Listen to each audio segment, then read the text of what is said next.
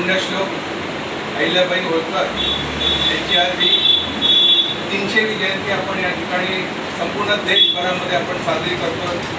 आपल्या सर्वांच्या माहितीसाठी सांगतो की अहिल्याबाई होळकर यांचा जन्म 1725 साली अहमदनगर जिल्ह्यामधल्या एका छोट्या गावामध्ये झाला आणि त्यानंतर होळकरांच्या त्या सुनबाई म्हणून त्या ठिकाणी गेल्यानंतर अवघ्या वयाच्या 29व्या वर्षी त्यांना वैधवत्व प्राप्त झाले. त्यांचे पतिदेव एका लढाईमध्ये मारले गेले.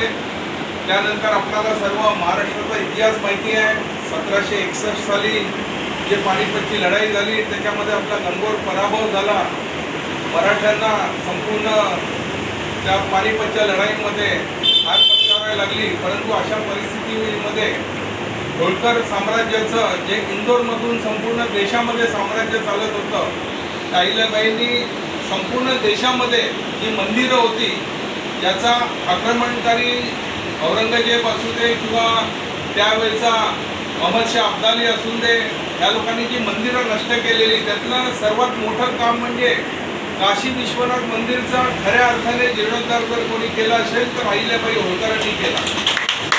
उज्जैनचं मंदिर असू दे त्या उज्जैनच्या मंदिराचा अहिल्याबाई होळकरांनी पूर्ण जीर्णोद्धार केला आणि त्यावेळची प्रथा सती जाण्याची होती, त्याला सक्त विरोध करून महिलांना कसं सबलीकरण त्यांचं केलं जाईल, महिलांचं कसं उद्धार केला जाईल ह्या पद्धतीने त्यांनी काम केलं. संपूर्ण देशभर त्यांनी अनेक मंदिरे, अनाथ आश्रम, अनेक धर्मशाळा उभारल्या आणि धर्माचा खऱ्या अर्थाने प्रचार आणि प्रसार करण्याचं काम अहिल्याबाई होळकर यांनी केलं.